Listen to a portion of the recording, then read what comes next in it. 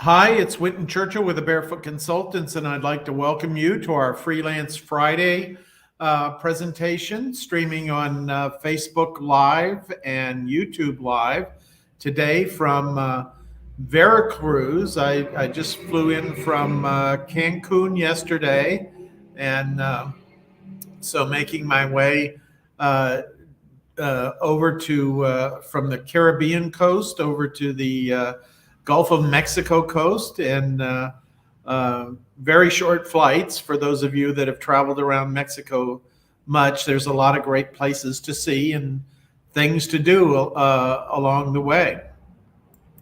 So what we wanted to talk about today is what's stopping you from freelancing.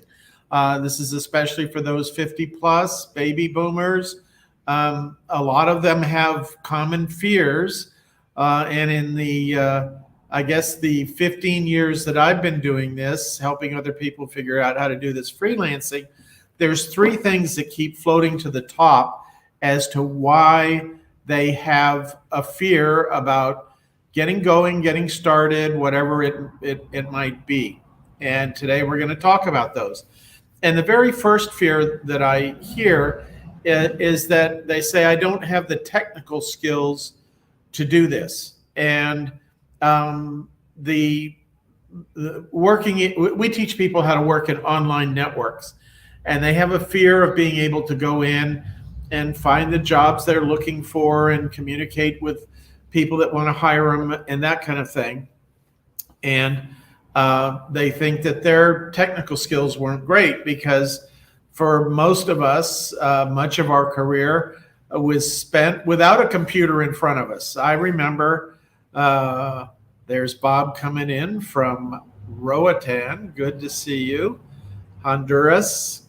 And there's Yvette. Oh, happy birthday. Thank you very much. Yesterday was my birthday, and I had quite the day flying down the coast. Very enjoyable day. So thanks for that as well, Yvette. And as Yvette and Bob both well know, Bob and I worked together at the same technology company many years ago. And Yvette is one of our certified coaches. And we were just recently in Atlanta for the International Living Conference. And these are the questions that come up. I don't have the technology skills. And that might be true. In some cases, it's true. But most people are more proficient than they think. And if you know how to go onto Amazon and order a book and you have the skills to work in one of these systems. One of the things that I remember, and Bob, you remember Bill Joy at Sun Microsystems. I interviewed with him when I went to work for Sun Microsystems, and he asked me a question. He said, what do you think all the processing power that is coming into the technology area, how is that going to be used? What kind of things are programmers going to be doing with that extra horsepower that we're seeing in all these things? And of course, by now we had networking and that sort of thing. And he said that what's coming up now is something that most people don't get correctly. They don't really understand this because in the past, the horsepower of new computing had been poured into running programs faster, doing larger calculations, holding more things in memory. And I thought for a minute, and I said, well, it's probably going to be used for the user interface to make it easier for these dang things to be useful to a broader number of people. And he said, that's exactly right. And this was probably in late 1980 when I would have said that. And in fact, that's what's happened is all the stuff has been poured into the user interface, making this stuff easier to use.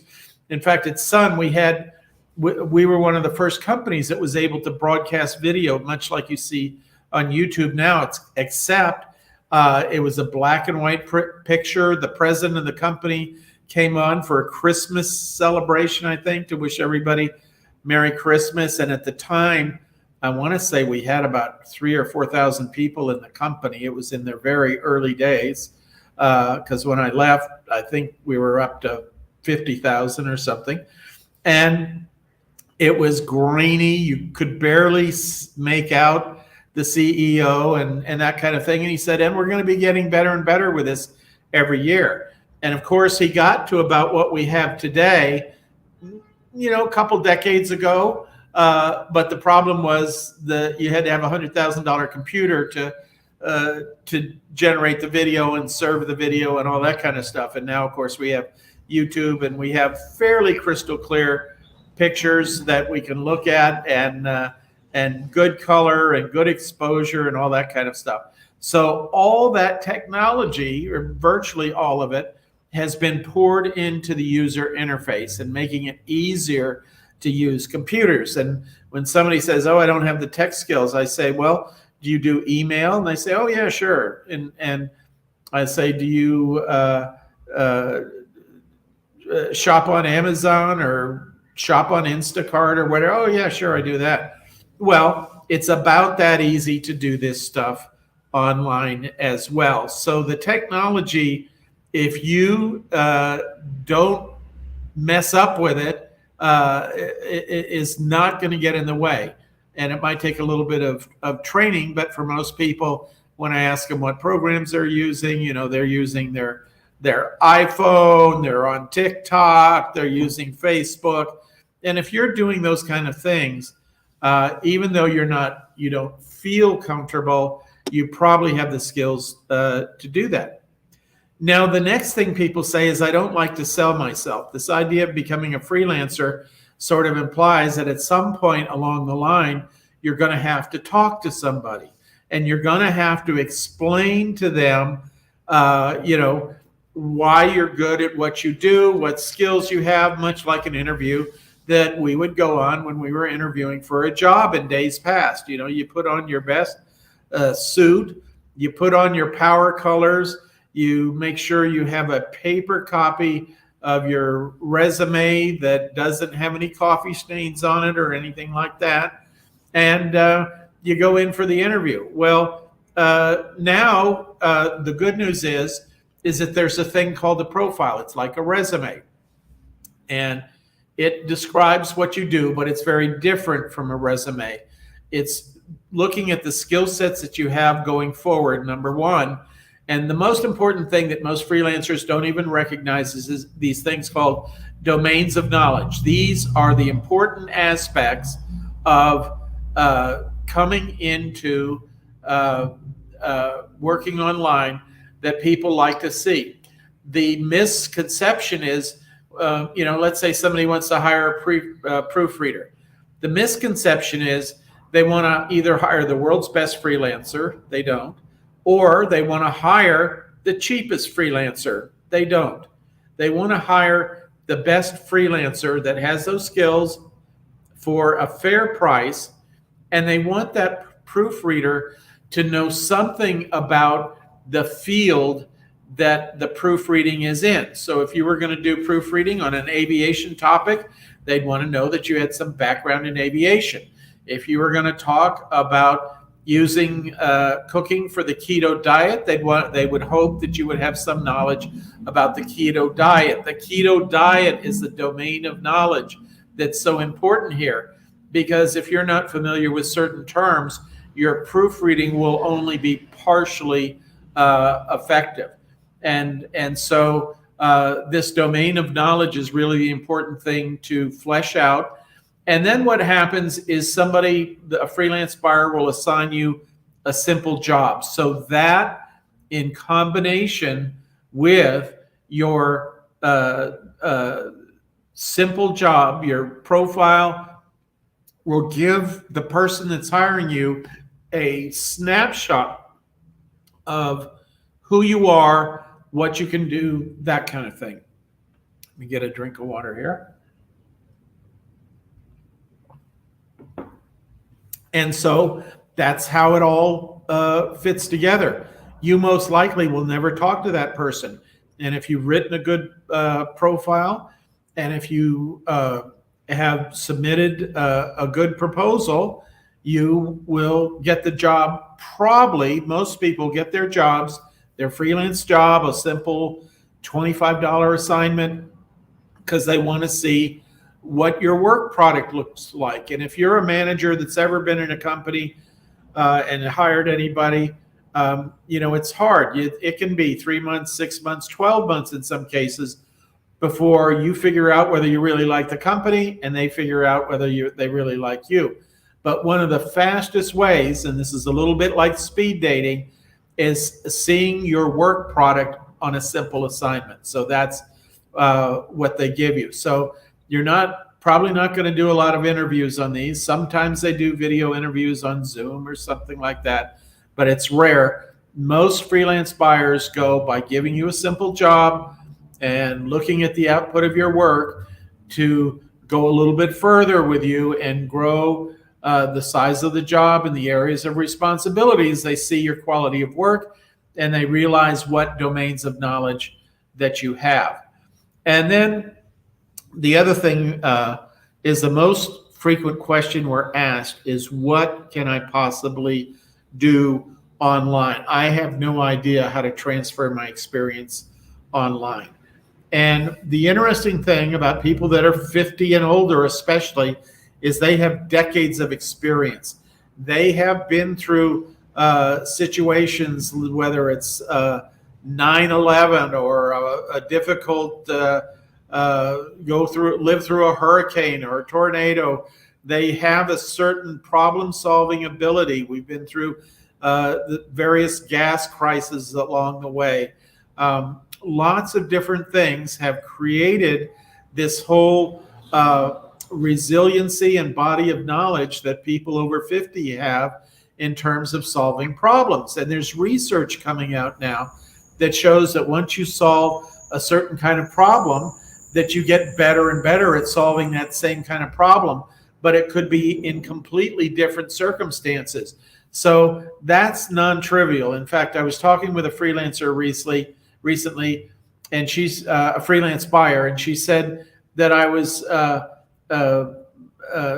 she had hired a freelance person that had been doing some work for a while, and this particular job was not turned in on time, and she asked her what was going on about that, and she said, I just melted. This was during the pandemic, lots of emotional pressure, psychological pressure, whatever you want to call it.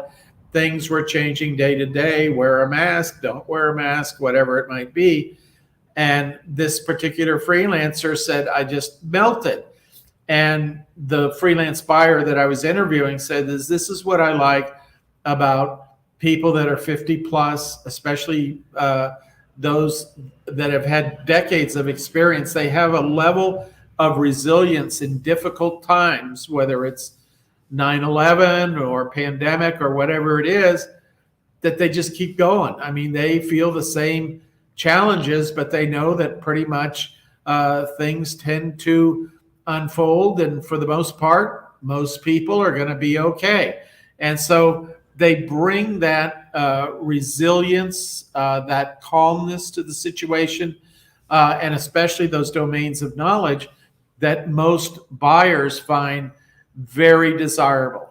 And that's what most 50 plus don't realize, is that they have these hidden skills that are extremely desirable, and that's what they're looking for now more than ever. In fact, there was just, let me see if I can find that article.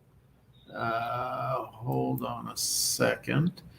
There was just an article on, let me look it up here, that said that there are more freelancers than ever before doing work, that more people have taken the freelance path in the United States. Let's see, here's the article. Let's see if I can get from Forbes. the publication, and I'm going to share this on the screen so we can all take a look at it.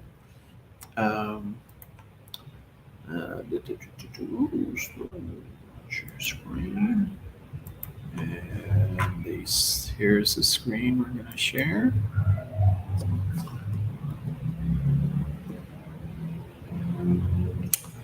And with luck, a few of my birthday wishes in there. Not trying to show those.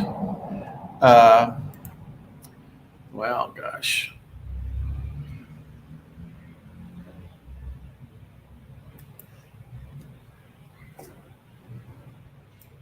There we go. Oh, no, every time I flip off it, it flips. We'll do the Chrome tab. Here we go. And Forbes wants to sell you something, of course, and I've already bought it, so they should say, let me in. There we go. And why the freelance workforce is setting new records, and just to give you a framework on that, every year Upwork does a survey, and their 2022 Freelance Forward survey identifies different trends. And so now 60 million Americans performed freelance work in the past 12 months, representing 39% of the US workforce, an all-time high. So why is this? Thanks to the pandemic, we're all glad to be rid of that mostly, but more companies, governments, nonprofits use freelancers than ever before. And the biggest excuse for those companies and governments not using freelancers was that, well, we have proprietary information here. We couldn't possibly let people work remotely. And, over the past 2.5 years, most of the world had the experience of working remotely. So that has gone out the window. All those people were pretty resoundingly shut up. I just read an article a few weeks ago that said that 25% of all employees now, not freelancers, but employees for companies large and small, are still working at home, and that number will never be lower. That number is, for the next decade, is expected to continue to rise, meaning it'll be 25% of the folks this year, and 26 or 27 next year, and 28 or 29 or 30 the following year. That this is a trend. Companies are realizing they don't have to spend an average of $24,000 a year to support an employee in an office building. And this was another big revelation that came out of the pandemic, is just how much that actually costs. So something to think about as you consider the idea of freelancing. And then there's a few more things that I wanted to take a look at. Not only is this solid year-over-year growth, but it's also the highest percentage growth since Upwork began tracking this trend in 2014. So that shows the velocity. A lot of times you'll hear a statistic, but you won't have a sense is this a trend. And this is the biggest leap in almost 8 years. And so the amount that it contributes to the annual earning, freelancers contributed $1.3 trillion to the U.S. economy in annual earnings, and that's up 50 billion. And as Senator Dirksen once said, $1 billion here, $1 billion there. Pretty soon you're talking about real money, and that is the case. You know, a lot of people I talk to have the misconception that freelancing is for people that can't hold down a job. I remember as a kid, I was growing up, and we had a person in our neighborhood that worked as a freelancer. And I said, "What's a freelancer?"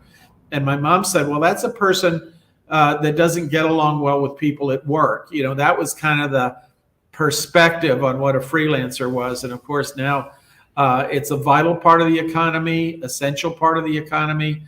And It's showing up not only in the United States and Canada, around the world. It's now approaching 50%. It's actually 49% of all workers around the world did freelancing in the last year. So it's not just a U.S.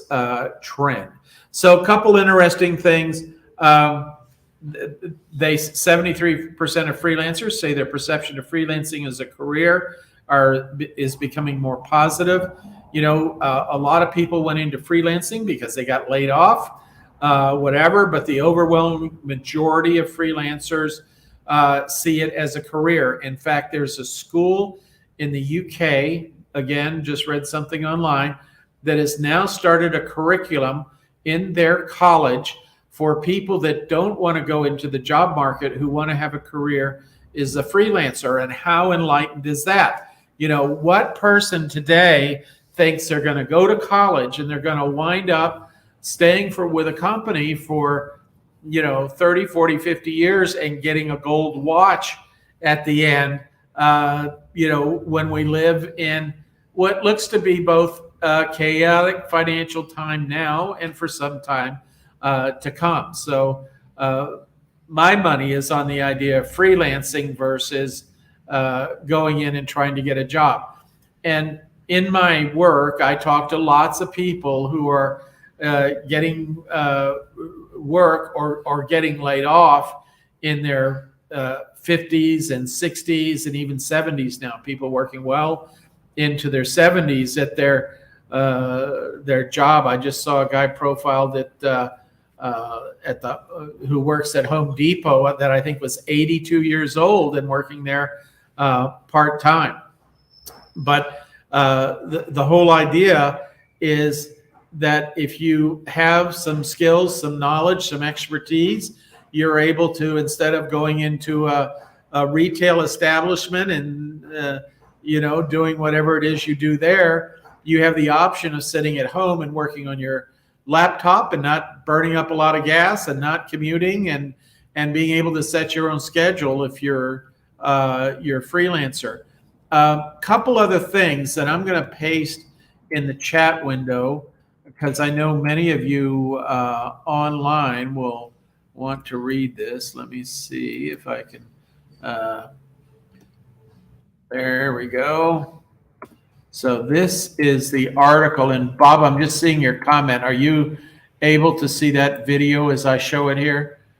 Just let me know in the chat. So I hope it's all in there. And lots of different things. 51% of all freelancers, or nearly 31 million professionals, provided knowledge services such as computer programming, marketing, IT, and business consulting. So the tide has turned. It used to be a lot of these networks were write me a program, build me a website. Now it's turned to more of what we would call the soft services, working as a virtual assistant, doing proofreading, making a PowerPoint presentation, various different things, being a customer service agent. So lots of good stuff coming from that. And if you want to look this up, Edelman Data and Intelligence has surveyed 3,000 working U.S. adults over 18 online in the last, September 21st, 2022 through October 7th, 2022. And, margin of error, confidence, all that kind of stuff. Lots of satisfaction. Number one thing is controlling your own time. So lots of good information here. Let's see if I can get this boy shut off and start the camera up again. And so freelancing is, there's never been more people freelancing. There's never been more opportunity to freelance, because all these people leaving their organizations in the Great Resignation are creating holes in those organizations that companies can't generally hire to fulfill. And they have to go out and look for freelance talent to fill in some of the gap from that employer or that employee that just left that employee position to go to freelancing. So lots of good. Thanks, Bob, for that. Glad to see that. And let's see here. Got some. Yes, Yvette. Thanks. And Tom, good to see you, Tom. Welcome. And so that's pretty much what I wanted to talk about. I want to know if there's any fear that you see in the marketplace, or rationale, or hesitancy on the part of people becoming freelancers. I know I see this every day. Every time I travel, I say, people say, gee, can you really make money online, and that kind of thing. So I know there's a lot of it out there. So any that you'd like to share that I haven't shared here, I'm happy to address, take a question as we wind down for the holidays, and get ready for a little peace and quiet. I know I'm going to be in Cordoba here or Cordoba here for a while. I'm working on my pronunciation, but it's just beautiful weather here today. It's about 72 degrees. The windows are open, and a far cry from the Dallas that I left, where we had, I think, 37 degrees the night I left 2 days ago. So very happy to be back in the warm, and back in the safe and sound, and looking forward to spending the winter here. So with that, I'll wrap things up. Appreciate everybody on the call. We'll appreciate it if you give us a thumbs up on your way out the door. Those always help spread this message and get it out to a broader group of people. And good to see you again, Tom and Yvette. And let's see, I guess I shared his Barefoot Consultants. That's funny. And Bob, good to see you. Hope you have a good holiday down there, and enjoy recreational diving and relaxing. And your pictures are amazing. So good to see everybody here on the call. And I actually will be doing this call next week. Not quite sure what the topic is, but we'll be here next week. We're also doing our Tuesday night call coming up, and all of you were shifting over to the Zoom system. And what that means is we'll be you'll have to re-register for the Tuesday night call, but once you do, you'll be on the Zoom system. And we have a lot more capability that we can use with that, and appreciate all the loves on the way out the door from everybody, and really love the loves, love the likes. So we'll see you again soon, and have a great week freelancing. Take care.